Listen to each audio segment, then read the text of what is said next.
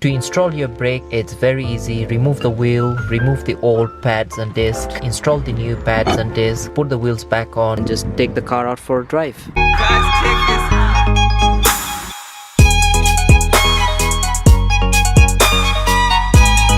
Hey guys, so welcome to a new vlog and welcome to the channel. So in today's video, what I will be doing is I will be replacing my front disc and pads for my Nissan Micra. Now as you can see, the weather is pretty good, so this is a very good day to do this job. Doing the brakes in this car, it's very easy. It's just same principle for most cars, hence why I'm making these videos. Hopefully it's gonna be helpful to some. Now the tools that I will be using are all common hand tools. Now to start off with, you can see I got a jack and a jack stand to lift up the car. I got simple ratchet sets there. Now to wind the caliper back, I just got a brake caliper winder with a metalware brush and a brand new disc and pads. Now for the brakes, I got myself some high quality Brembo disc and pads with some brake accessories as well. That's all you need to get this job done.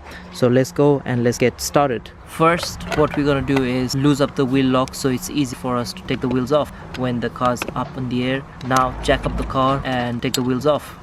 Leave the wheel under the car for extra safety. Now you can actually see the whole brake system. To remove the two bolts behind the brake, it's very easy, but before that, what I'm gonna do is go inside the car, steer it towards me, so it's more easier to access those two bolts. Now to remove the bolt, I will be using a 12mm socket.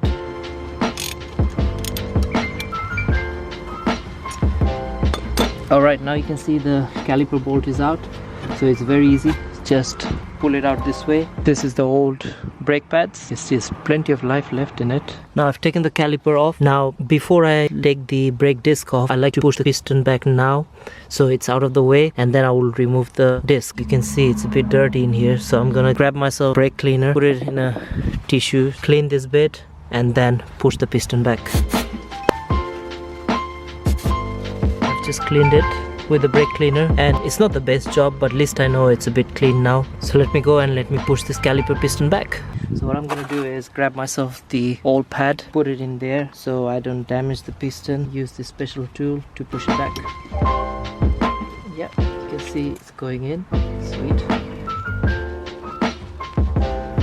Another thing I should also mention, when you're doing a job with caliper, just make sure you don't leave it hanging, otherwise you can actually damage the brake pipe. So I will be using one of this thing and just leave it up here. Now the next thing we're gonna do is take the caliper bracket off so we can get to the brake disc. Now to remove this caliper bracket, we have to go behind. Here's two bolt that's holding on, here's one and here's two. We just have to remove these two.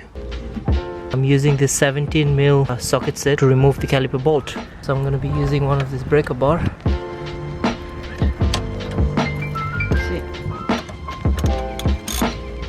Right, for this top one, I couldn't use a breaker bar because of this bolt up here. So there's no space, so I'm using one of this spanner, 17mm.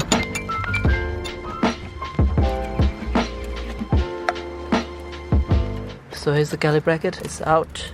Now here's the brake disc. If you try using your hand, fiddle about, it should come off. And if it doesn't, then one thing you can always do is get yourself a hammer, bang it on the disc just like this, and it should just come off.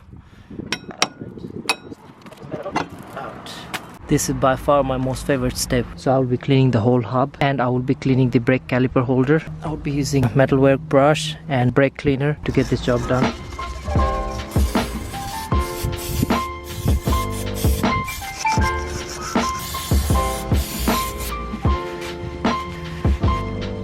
Right, so you can see how good that's looking. That's what I like to see. Another thing I should also mention, you can see this is accessory that comes with the caliper bracket. I already got myself a replacement one. I wouldn't be using this anyway. You should always replace this when you're replacing your pads. You can of course use it if it's in a good shape, but I like to replace them as I replace the pads, because in that way the pads can easily move around within the caliper bracket. Let's get this caliper bracket cleaned.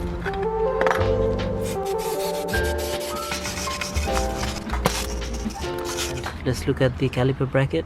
I done my best anyways. So here's the new rotor, and let's get this pad out. Right, this is side to side. This is the old rotor and pads, and that is the new rotor and pads. And you can see there's not much of a difference between the old one, and it still had plenty of life left. The way you know when you have to replace the pad is when this bit warms out to the metal, and that's how you know that you have to replace the pad.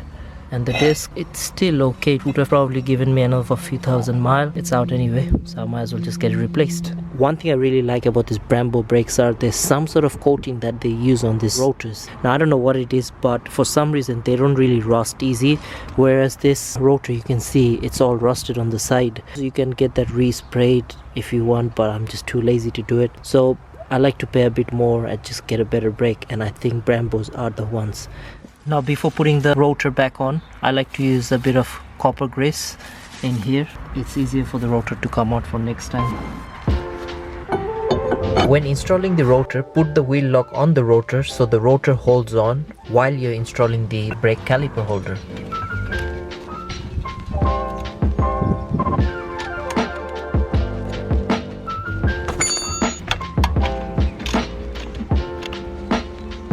Caliper bracket is in. Now I got this brand new brake accessories. I'm gonna install this first, add a bit of copper grease on this, and then put brake pads on.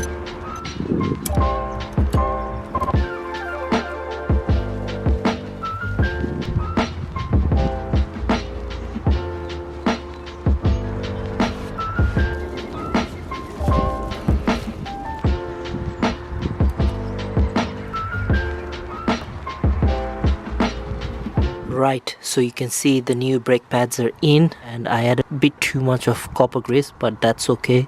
At least I wouldn't have much squeaky noise because I hate that. But anyway, now I'm gonna put the caliper cover back on with 2 bolts.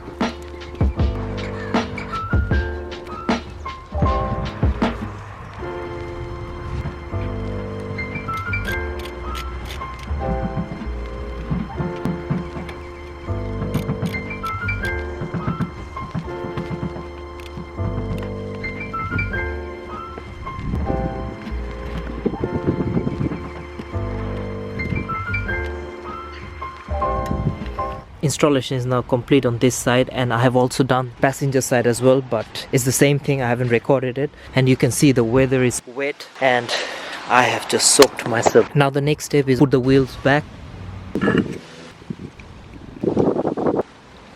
Just make sure you tighten the wheels up properly.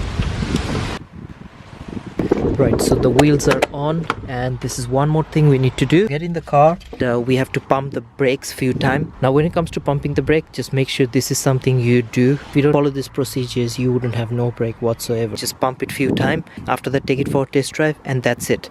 That's how you do your brakes. Alright guys, so that's how you change your front brake disc and pad in this car, and it actually applies for most cars as well. Some cars can be different. If you are in doubt, I would just say just seek for professional advice and get your job done. I hope that this video was helpful. If it was, just do make sure to press a little thumb up. If you haven't subscribed to the channel, make sure you subscribe, and I will see you for next time. Goodbye.